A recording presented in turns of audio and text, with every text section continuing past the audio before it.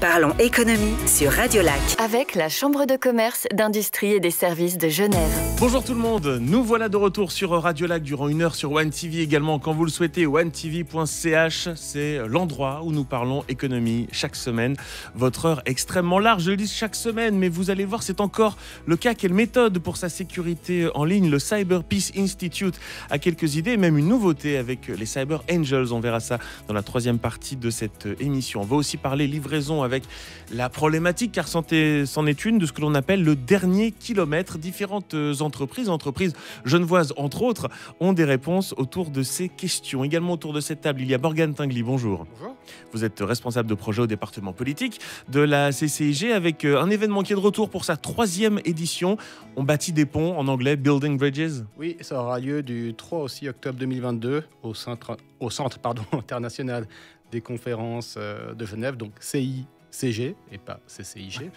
Et il est organisé, mais quand même. c'est ça, il est organisé par la fondation Geneva Financial Center, qui sera aussi disponible en ligne d'ailleurs. Donc on se réjouit, ça réunit vraiment pas mal d'acteurs de la finance durable. Voilà, c'est ça le cœur de ce Building Bridges, c'est de relier la finance avec le développement durable.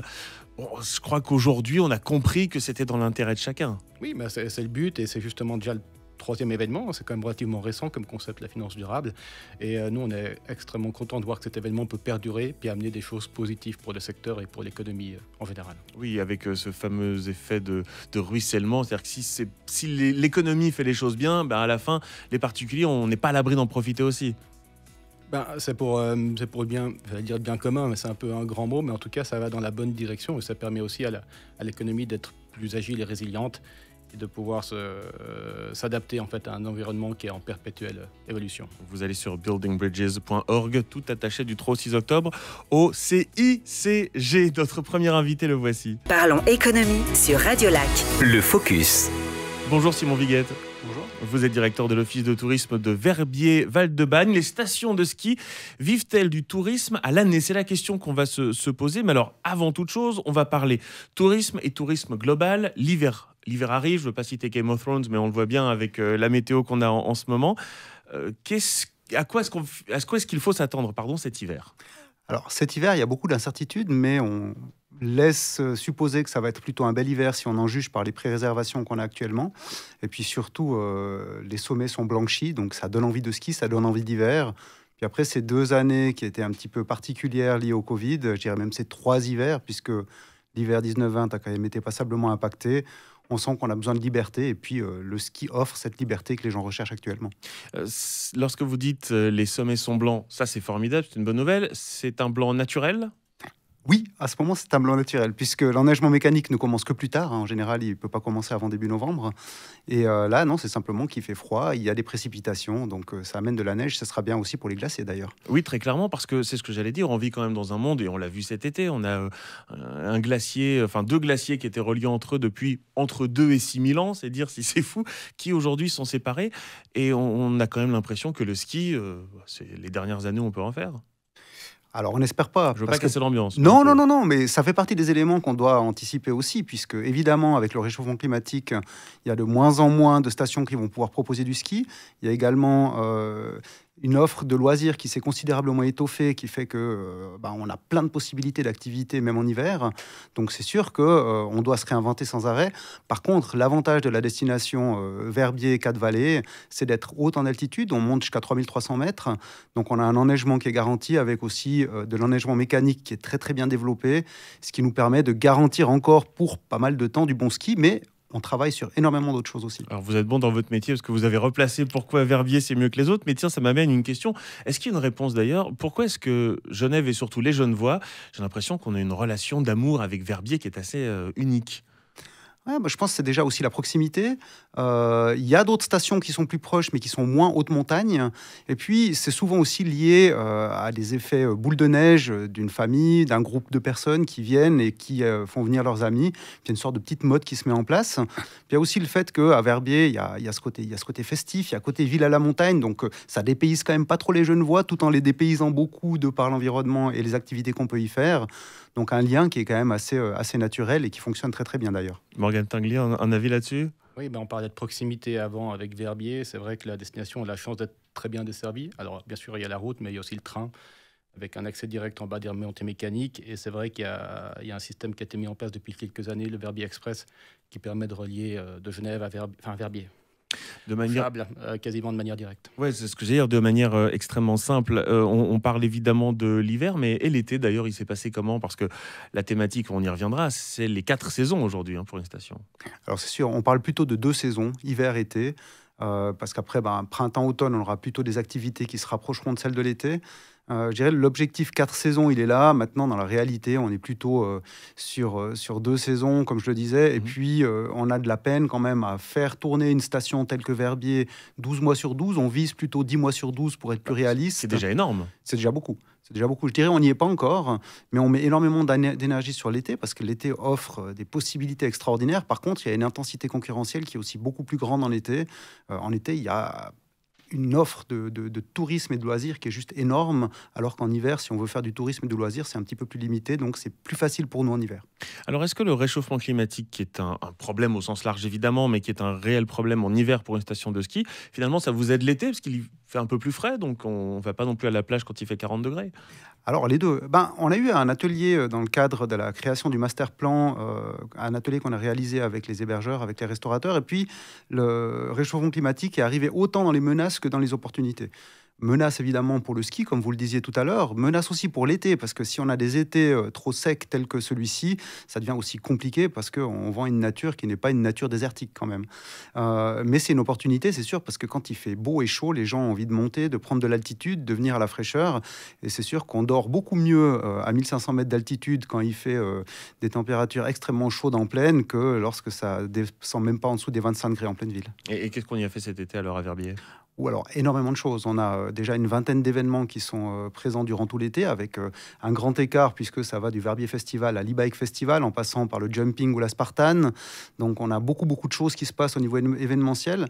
Et pour tout ce qui est des activités, ça tournait traditionnellement beaucoup autour de tout ce qui était randonnée, mais l'e-bike s'est vraiment progressivement imposé. Donc pour l'instant, il n'a pas encore remplacé la randonnée, mais il amène une clientèle nouvelle, et surtout il redynamise l'été, parce qu'il permet à tout un chacun de profiter de la montagne et de faire beaucoup d'activités, beaucoup de diversité, de découvertes.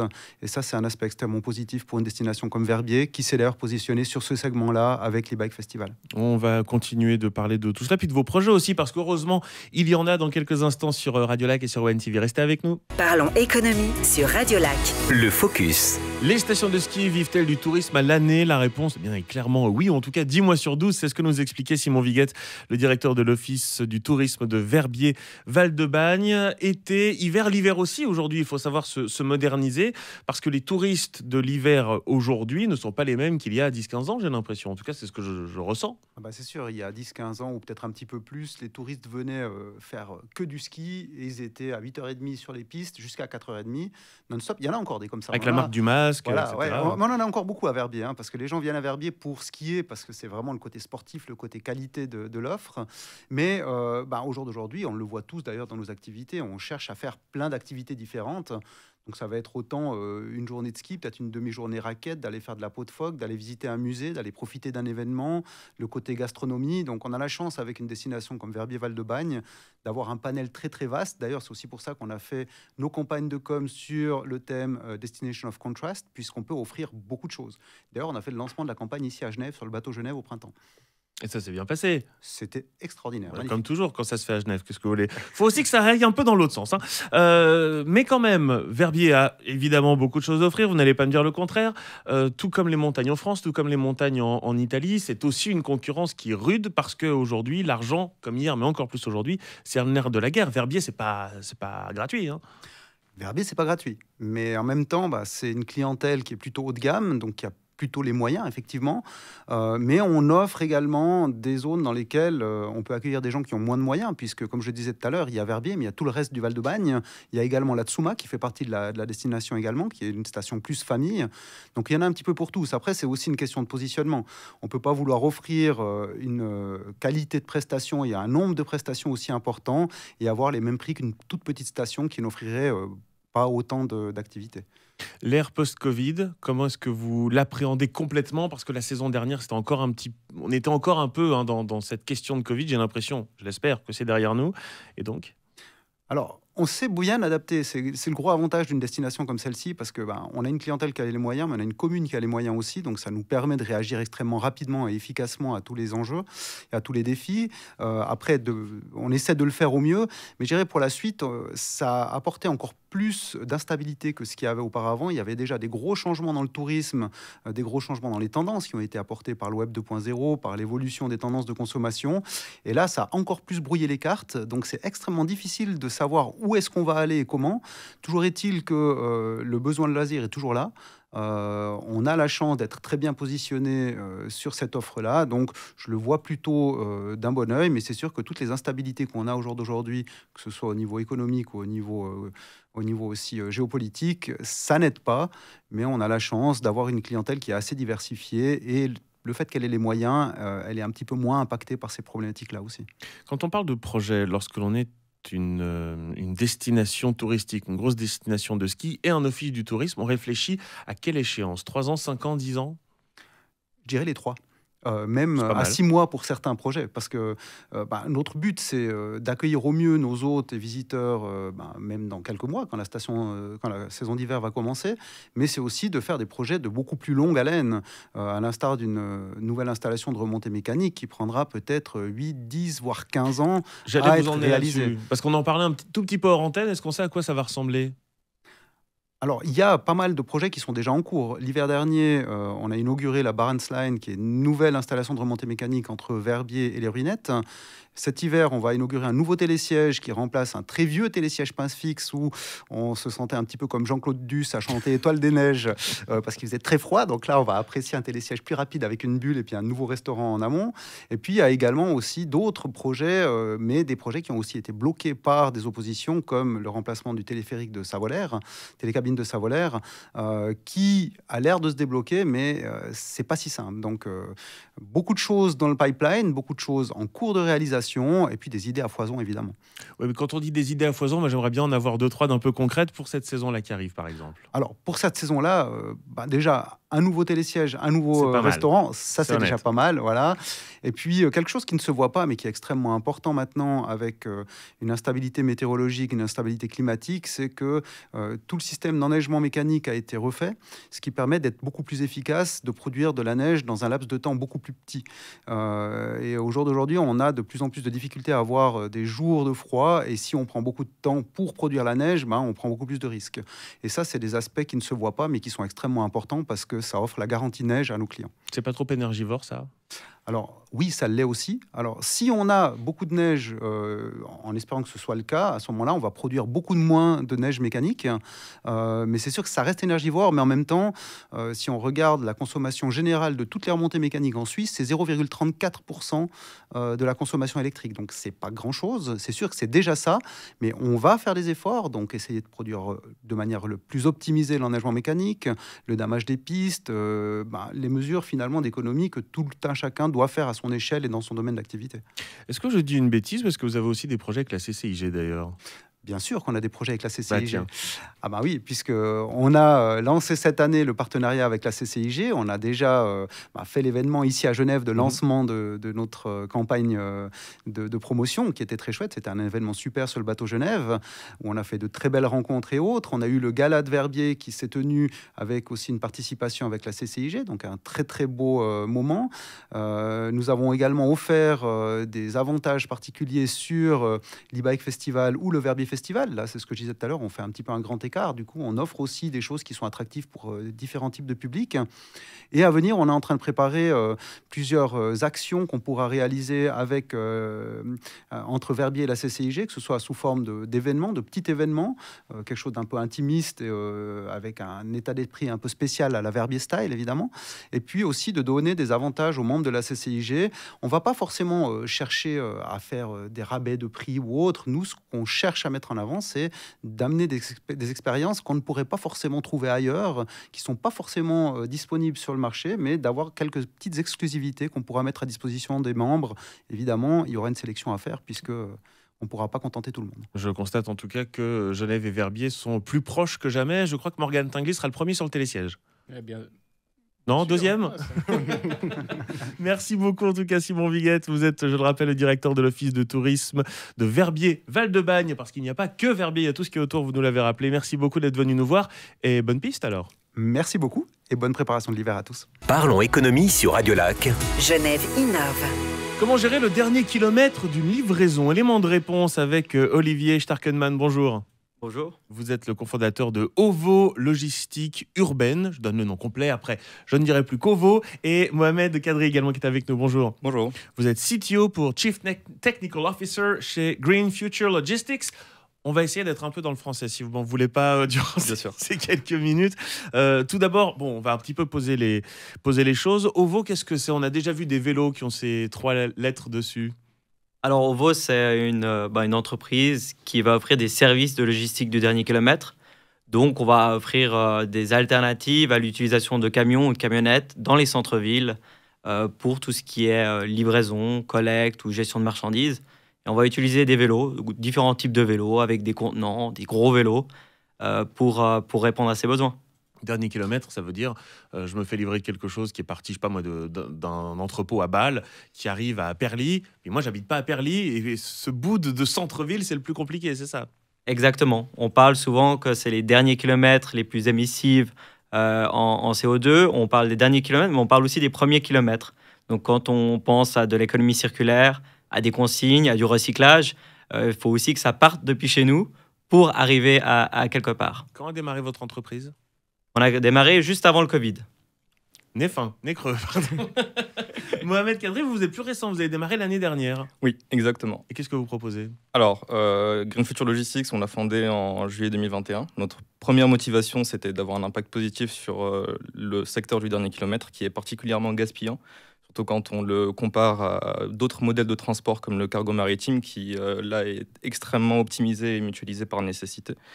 Et du coup, on s'est rendu compte qu'il y avait de la marge d'amélioration, qu'on pouvait apporter des outils informatiques et logiciels pour améliorer ce secteur-là. Et on s'est rendu compte qu'il nous manquait quelque chose de crucial, qui était l'expérience métier. Donc, on a pris nos téléphones, on a contacté des clients et on a commencé à faire des livraisons.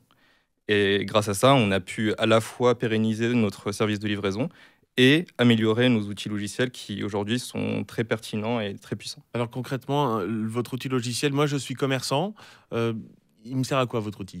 Alors c'est un peu un couteau suisse de la logistique où à la fois c'est un outil opérationnel donc qui nous permet de planifier au jour le jour notre livraison de manière la plus optimisée possible, garder un œil sur l'état des livraisons en temps réel, etc.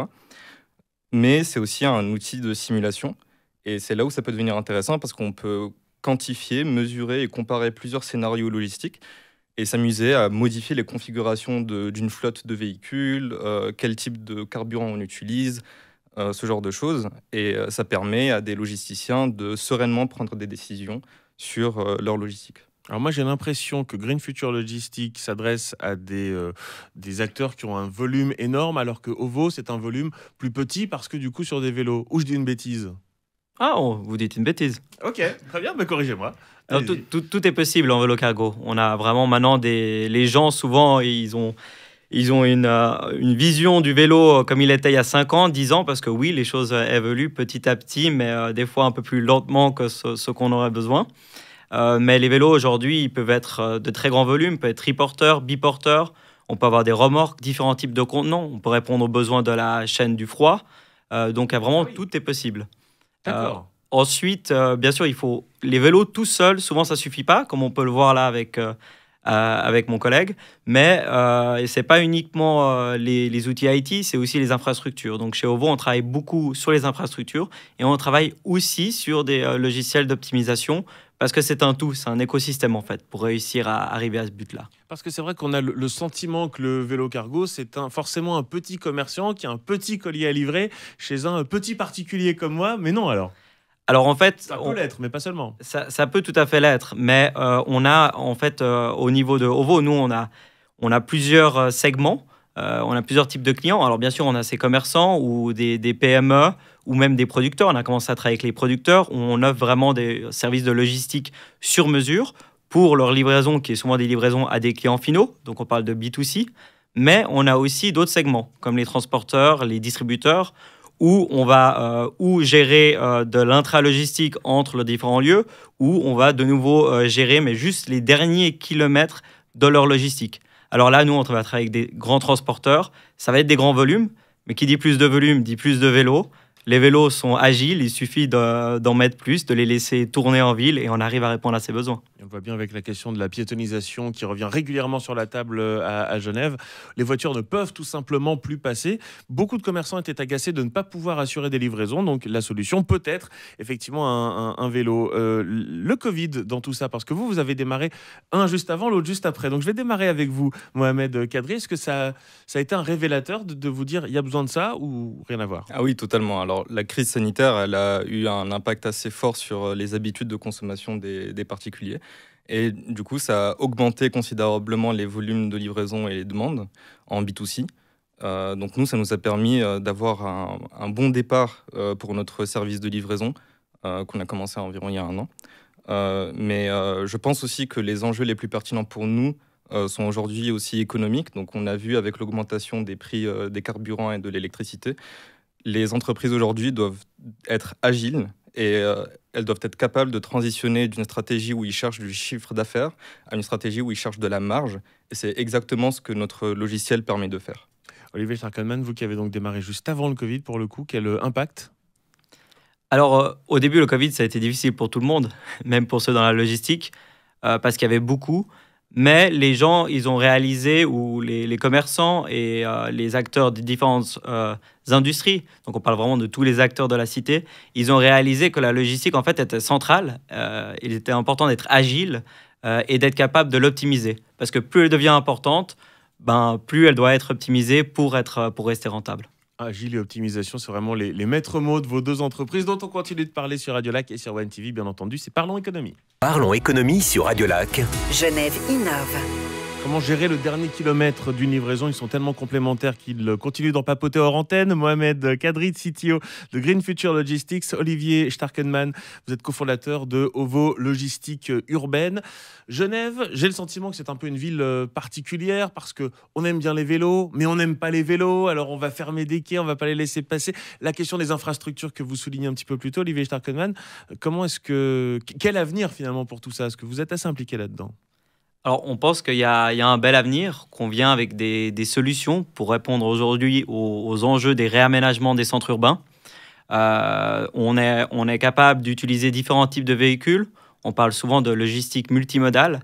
Ça veut dire qu'à un certain kilomètre dans la logistique, on va peut-être utiliser des trains, des bateaux ou des camions. Et après, à un certain niveau, donc quand on arrive vraiment au plus proche du centre-ville, il faut commencer à utiliser d'autres véhicules plus légers qui sont adaptés, par exemple, à la mobilité douce, comme des vélos, mais on peut aussi faire les derniers mètres à pied avec des outils qui nous permettent de transporter, par exemple, des palettes ou des contenants. Donc, il faut vraiment réfléchir d'une manière différente. Et c'est là où on a vraiment notre corps métier chez OVO, c'est qu'on vient avec des solutions globales, clés en main, où on va aussi apporter des infrastructures. Parce que pour passer d'un camion à un vélo, il faut des infrastructures. Et pour ça, on va parler de points relais. On pourra en parler un peu plus tard. On a un nouveau projet qu'on lance le mois prochain par rapport à ces points relais. Mais c'est aussi d'un niveau optimisation. Comment adapter tout ça? C'est des approches qui sont totalement nouvelles. Les nano-hubs? Les nano-hubs, exactement. Voilà. Oui, effectivement, vous avez raison, on en parlera un petit peu plus tard. Mais donc, vous êtes obligé de subir ces aménagements ou vous essayez d'être proactif par rapport à tout ça?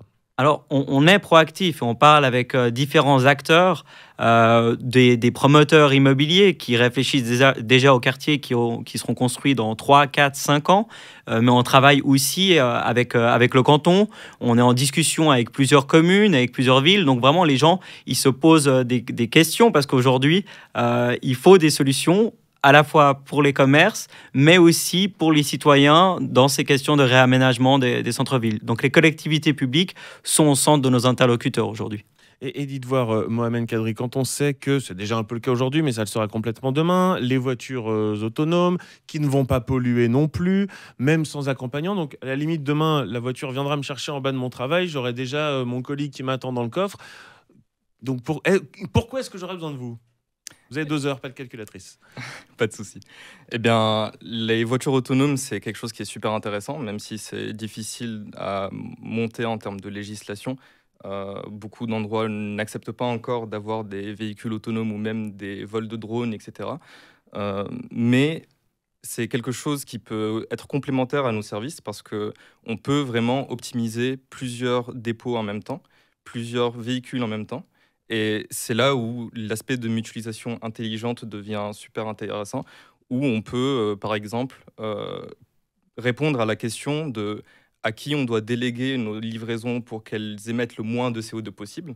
Donc, généralement, nos clients, c'est des clients qui ont des flottes de livraison, mais ce n'est pas toujours optimal de tout livrer avec leur propre flotte. Et là, on peut vraiment analyser et dire à un client, cette livraison te coûte beaucoup si tu la livres avec ton propre système de livraison, mais en la laissant à quelqu'un d'autre, tu pourras à la fois baisser ton coût de livraison et baisser son coût de livraison parce que la livraison est bien placée pour les deux et c'est une situation win-win. Ça, c'est dans l'idéal. Oui. Évidemment. Sinon, pourquoi ne pas faire des petits entrepôts à différents endroits, donc des nano-hubs? Et vous aviez raison, je vous renvoie là-dessus, parce que quand on quitte le camion pour pour finir à pied, par exemple, il faut quand même bien le laisser quelque part, le camion. Alors oui, il faut le laisser à quelque part. Et peut-être c'est pas le bon moment pour arriver. On voit qu'il y a dans les zones piétonnes, il y a des horaires pour les livraisons. Les commerçants ne sont pas forcément là à ces horaires-là. Donc il y a vraiment plein de choses, mais on parle surtout d'une question de mutualisation et d'une question de comment faciliter ce transfert camion-vélo. Parce qu'aujourd'hui, si les vélos récupèrent les derniers kilomètres d'un transporteur, en fait, il va être sous-traitant du transporteur. Donc souvent, personne n'a envie de payer la facture plus chère pour une certaine livraison, alors qu'ils ont envie d'avoir des aménagements qui soient plus adaptés à la qualité de vie pour les centres-villes.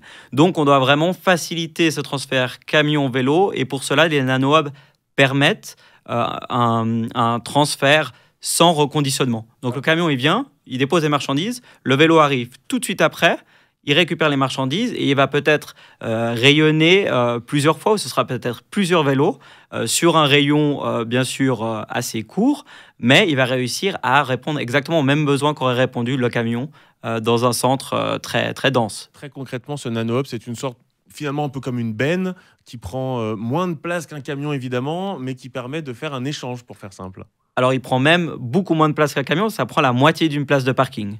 Donc, on peut placer ces nano-hubs sur des places de parking, sur les places de voirie, mais aussi à d'autres endroits, dans l'aménagement des nouveaux quartiers. On peut imaginer des places spécifiques pour ce type d'infrastructure. Ils sont autonomes, donc on n'a pas besoin de manutention pour la gestion de ces hubs.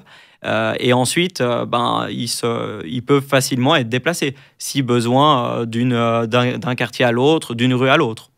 Ça, ce sont donc les nano-hubs de OVO Logistique Urbaine. Chez Green Future Logistique, quelque chose qui s'en approche ou d'autres projets complètement différents, ce qui m'arrangerait même, pour être franc avec vous? Alors oui, on travaille aussi beaucoup, comme j'ai dit tout à l'heure, sur la mutualisation intelligente, typiquement avec le projet Synergie autour de Lausanne, qui a pour but de mutualiser des livraisons de producteurs locaux pour leur permettre de, en effet, créer un service de livraison de leurs produits et pouvoir les apporter à des consommateurs sans pour autant devoir mettre en place une grosse infrastructure ou déléguer leur livraison à des transporteurs tiers dont les coûts peuvent être un peu élevés pour eux. Et si on fait le coût non seulement au kilomètre, mais en plus au dénivelé à Lausanne, forcément ça va vite coûter cher. Morgane Tinguely, un mot sur toutes ces questions qui sont quand même assez essentielles aujourd'hui. Oui, pour nous, c'est vraiment la complémentarité des moyens de transport, surtout pour les entreprises. Et c'est vrai que c'est hyper important d'avoir plein d'idées qui se développent parce qu'on a vraiment des enjeux qui sont conséquents, surtout en ville, et de pouvoir avoir des projets qui permettent aux entreprises d'assurer leur transport de marchandises avec des coûts qui se veulent les plus intelligents possibles. C'est quelque chose que la CCIG encourage tout à fait. Et puis surtout, on est parti d'un problème évident pour en faire deux solutions. Olivier Starkenman, je rappelle que vous êtes cofondateur de OVO Logistique Urbaine. Mohamed Kadri, vous êtes CTO de Green Future Logistics. Merci beaucoup, messieurs, d'être venus nous voir. Merci à vous. Merci. Parlons économie sur Radio Lac. Le Focus. Quelle méthode pour sa sécurité en ligne? Bonjour Stéphane Duguin. Vous êtes le CEO du Cyber Peace Institute. Qu'est-ce que le Cyber Peace Institute? Alors, nous sommes une fondation de droit suisse, une fondation à Genève. Nous sommes établis, vous parliez du nez creux tout à l'heure, on n'a pas forcément eu le nez creux, nous on s'est établi en décembre 2019, donc juste avant le Covid. Quand tout le monde après utilise Internet, cela dit, en restant à la maison. Oui, on peut voir ça comme ça. On peut voir ça comme ça. Donc une ONG de fait, et on est plus connu comme étant l'ONG qui apporte un soutien en cybersécurité gratuit aux autres ONG et spécifiquement au secteur humanitaire. Attendez, cybersécurité gratuit? Oui, cybersécurité gratuit, dans la même phrase, sans virgule. À Genève? C'est fou, À Genève. ça. J'aurais dû ajouter oui, cybersécurité gratuit à Parce Genève. que justement, aujourd'hui, la cyber... Alors, bien sûr, ça fait des années qu'on en parle, mais on le voit aujourd'hui, on a des communes qui se font hacker, on a des hôpitaux qui se font hacker. Je veux dire, on arrive à un moment charnière. Qu'est-ce que le Cyber Peace Institute peut faire contre ça? Parce que vous n'avez... Quels sont les outils que vous avez à disposition? Alors, effectivement, la problématique, elle est d'ampleur. Du fait de notre mise en place au moment de la pandémie du Covid, on s'est intéressé spécifiquement au type d'attaque sur le secteur hospitalier. Vous ne savez peut-être pas, mais la première pandémie, premier pic, on était à une attaque par jour au niveau global. Donc, il y avait un hôpital par jour qui tombait en termes de capacité, alors qu'on avait besoin de capacité de soins. Donc, du coup, la problématique, elle est assez grande. Ce qu'on peut faire, c'est apporter des solutions pratiques, spécifiques à ceux qui sont les plus vulnérables dans le cyberespace. C'est notre travail au Cyber Peace Institute, c'est ce qu'on fait. On aide ceux qui sont vraiment en incapacité d'être aidés, mais qui se trouvent attaqués par et des groupes criminels et des États. Ne pas oublier que des États aussi sont du côté de l'attaque. Et dans le même temps, on apprend ce qui se passe sur le terrain. On fait des analyses d'ensemble sur la problématique et on fait remonter ces informations aux Nations Unies, à l'Union européenne, pour aider à des solutions systémiques pour l'intégralité du cyberespace. Pour être franc, c'est ce que je trouve très fort avec le Cyber Peace Institute, c'est que vous êtes arrivé à vous positionner, personne n'avait pu le faire avant vous, entre, je dirais, l'utilisateur et Internet, quoi. C'est-à-dire que ce soit les États, les communes et quoi que ce soit, et un cyberespace, et vous êtes une couche entre les deux. C'est intéressant d'utiliser le mot de couche parce qu'Internet, c'est en fait une succession de couches. C'est-à-dire vous avez de la couche la plus basse qui est la couche technologique, on est au plus près de l'électricité et des câbles. Donc ça fait partie du cyberespace. Qui peuvent être rongés d'ailleurs et ce qui coupe l'Internet dans des pays entiers. Voilà. Et plus vous montez dans les couches de l'Internet, plus vous arrivez au niveau du contenu. Ce que les gens consomment tous les jours. Donc c'est le contenu qui passe dans vos réseaux sociaux. Et tout ça, c'est le cyberespace. Donc avoir une réponse d'ensemble en termes de solutions, c'est vrai que c'est pas forcément simple. Nous, ce qui nous intéresse, c'est de voir la cyberattaque du point de vue de la victime. C'est quoi l'impact humain et l'impact sociétal d'une attaque? En fait, on se base sur un gros malentendu de l'Internet. En fait, Internet, c'est pas virtuel. Internet, c'est l'accès à l'eau, c'est l'accès à la nourriture, c'est l'accès à la santé, c'est la capacité pour des réfugiés de quitter un pays qui est en guerre. Donc voilà ce que c'est Internet. Donc on s'intéresse à l'impact des attaques du point de vue de la victime et quel est l'impact sociétal. Et nos outils sont je dirais, calibrés par rapport à cette problématique. Est-ce que vous avez le sentiment qu'on a un peu trop ouvert les vannes, que Internet puisse gérer des débits d'eau, par exemple? Est-ce que ça, c'est pas un problème? Alors, je ne sais pas si c'est Internet ou en tout cas l'utilisation qu'on en fait. Voilà, c'est la numérisation, la politique de numérisation globale. On ne peut pas y échapper, c'est un fait. Je veux dire, pour qu'il y ait des interconnexions, pour que les gens puissent travailler ensemble, le numérique a apporté des avancées juste incroyables. Le fait qu'on puisse opérer quelqu'un à distance sur deux globes différents en temps réel, ça, c'est grâce au cyberespace, c'est grâce à Internet. Donc, la valeur ajoutée, elle est énorme. On pourrait faire une dizaine d'émissions là-dessus. La problématique, c'est que Internet, c'est peut-être pas forcément connu, mais ça n'a pas été inventé pour être sécurisé. C'est un peu ça aussi. Les protocoles, la façon dont ils sont montés, c'est pas le cas. Là, il y a une vraie ambition à avoir collective d'apporter des niveaux de sécurité suffisants et que l'utilisateur aussi devienne un utilisateur averti. Il y a une espèce d'autodéfense intellectuelle qu'on doit tous avoir avant de cliquer, avant de surfer, avant de forwarder, avant de swiper, enfin voilà. Tous ces jolis verbes qui n'existent pas. Exactement. Ça m'embête de reparler du Covid, mais je suis un peu obligé parce que effectivement, on est tous restés à la maison, donc on a tous utilisé Internet. Et pour bon nombre d'entre nous, on continue à le faire depuis. On travaille de manière un peu hybride. Comment est-ce que vous avez pu développer des activités par rapport à tout ça? Alors nous sommes mis en place du coup de façon distante. Donc l'institut en tant qu'entité, c'est de la collaboration en ligne. Donc on a beaucoup. C'était intéressant. Le sujet devenait c'était le contenu et le contenant. Donc je pense qu'on s'est très bien adapté et ça nous a permis d'être justement actifs et efficaces très vite. Ça a pour le coup changé la surface d'attaque. Ça c'est clair. C'est-à-dire que vous avez en fait il y a quelque chose d'important à comprendre dans le cyberespace, c'est qu'il n'y a pas de notion de temps et pas de notion de lieu. Donc, une entreprise aujourd'hui dans le cyberespace, c'est plus ses 4 murs, sa porte d'entrée et ses badges. En fait, c'est tous les gens qui ont accès à distance à la capacité, à l'infrastructure de l'entreprise et qui travaillent aux 4 coins de Genève, de la Suisse, frontaliers, en dehors de ces territoires. Penser la sécurité dans cette nouvelle infrastructure est quelque chose de complètement différent. C'est un nouvel enjeu. Et c'est là que nous, on pense qu'on peut être vraiment, vraiment utile pour que ceux qui décident, ceux qui investissent, ceux qui pensent à cybersécurité aient ça en tête dans leur stratégie. Morgane Tinguely, vous qui êtes bien au-delà des 4 murs de ce studio, un avis?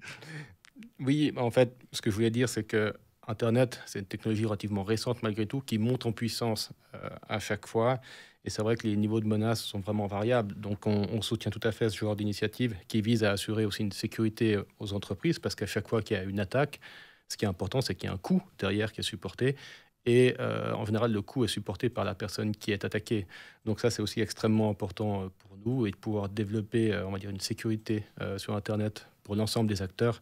C'est quelque chose qui va dans le sens aussi de l'économie. Et ça coûte cher en Bitcoin. D'ailleurs, on peut s'intéresser à tout cela dès son plus jeune âge. On parlera du Cyber Peace Angels dans quelques instants. Vous restez avec nous. Parlons économie sur Radio Lac. Le Focus. Quelle méthode pour sa sécurité en ligne? Stéphane Duguin a des réponses avec le Cyber Peace Institute. Donc, vous aidez gratuitement des entreprises, des ONG. Vous êtes vous-même une fondation, hein, c'est bien juste. Alors, qui vous finance? Nous sommes financés par des acteurs privés et la philanthropie. Donc ça, c'est la stratégie de l'Institut depuis sa création en 2019. Nous n'avons pas accepté de financement étatique pour être assez libre de marge de manœuvre, je dirais, sur notre stratégie. Et aujourd'hui, nous ouvrons le financement aux États, et parce que nous avons des programmes qui sont suffisamment mûrs, et nous avons pu démontrer, je dirais, une certaine efficacité en cyberespace pour pouvoir être solide dans des conversations avec les États. Et comment on fait alors pour aider des entreprises, des ONG, et on les aide à quel moment? Avant une attaque, après? Ça fonctionne comment? Alors, on a un programme qui, donc en bon français, Cyber Peace Builders, donc les bâtisseurs de la paix dans le cyberespace, voilà, pour faire simple. Au moins vous le traduisez, ça. Où nous mettons à profit les bonnes volontés et les capacités du secteur privé afin d'aider de façon gratuite le secteur humanitaire. Dans le secteur humanitaire, il n'est pas forcément connu, mais c'est un secteur qui est extrêmement impacté par les cyberattaques. Et l'humanitaire, c'est si l'humanitaire tombe, si l'hospitalier tombe, on est au plus près de la perte de la vie humaine. Donc nous avons un programme qui permet à des entreprises de mettre à disposition des volontaires et des fonds. Et nous faisons en sorte que ces fonds et ces volontaires aient un impact direct sur le terrain auprès d'ONG qui assurent, comme je disais tout à l'heure, l'accès à l'eau, l'accès à la nourriture. Mais encore une fois, mais un impact direct, ça veut dire aller voir les ONG et dire attention, là, 1, 2, 3, 4, je suis pas sûr que ce soit le mot de passe le plus intelligent. Alors c'est une des conversations, oui, que l'on peut avoir, mais c'est plus compliqué que ça. On a plus de 250 missions de soutien qui sont en cours aujourd'hui, donc gratuites, qui sont sur des évaluations de l'infrastructure technologique, la formation des collaborateurs. Ça peut être sur la stratégie de numérisation de l'ONG, quand elle commence en fait cette mise en place. Donc ça, c'est divers. Et également un nouveau programme qui s'appelle Cyber Peace Angels. Morgane Tinguely, je crois que la Chambre de commerce est impliquée également dans ce beau projet. Oui, c'est un programme qui a été développé entre Cyber Peace Institute et la CCIG. Je crois que c'est vraiment une véritable action de solidarité entre entreprises pour commencer, parce qu'en fait, c'est des entreprises qui acceptent de financer des actions pour d'autres qui sont victimes, qui sont plus vulnérables. Et peut-être l'effet vertueux, globalement, c'est que ça permet de sécuriser cet espace qu'on parlait avant, cyberespace. Donc, on aide les autres, mais en fait, quelque part, on s'aide aussi soi-même parce qu'on sécurise l'environnement dans lequel on travaille. Mais je laisse mon préopinant me compléter avec grand plaisir. Non, c'est avec plaisir d'avoir ce partenariat avec la Chambre de commerce. Donc, l'idée, elle est simple, c'est qu'on est aussi... Notre niveau de sécurité est au plus haut que le niveau de sécurité du maillon le plus faible de la chaîne.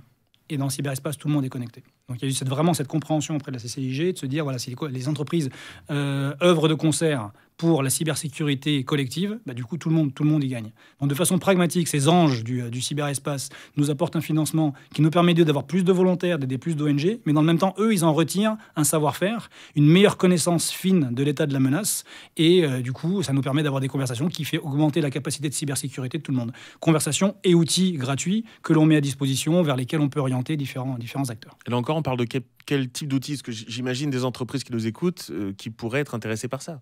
Alors, il y a nombre d'outils. En fait, la gratuité de solutions de cybersécurité, c'est pas vraiment un problème, dans le sens où c'est assez répandu. La problématique, souvent, c'est le talent. C'est le temps d'avoir cette conversation avec ses collaborateurs, que tout le monde comprenne que c'est pas quelque chose qui est de la responsabilité du responsable sécurité de l'entreprise, c'est une responsabilité collective. C'est chaque jour d'avoir, j'en parlais tout à l'heure, cette autodéfense intellectuelle.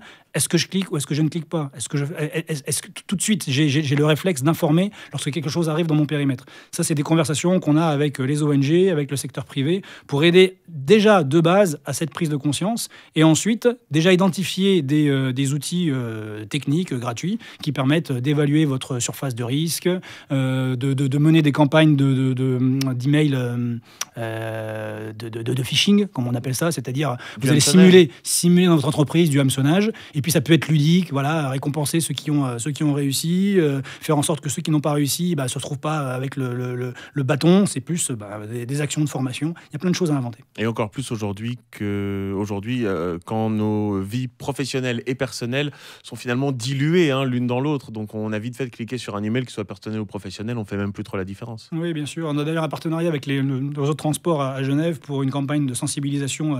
C'est le mois de la cybersécurité qui va commencer en octobre.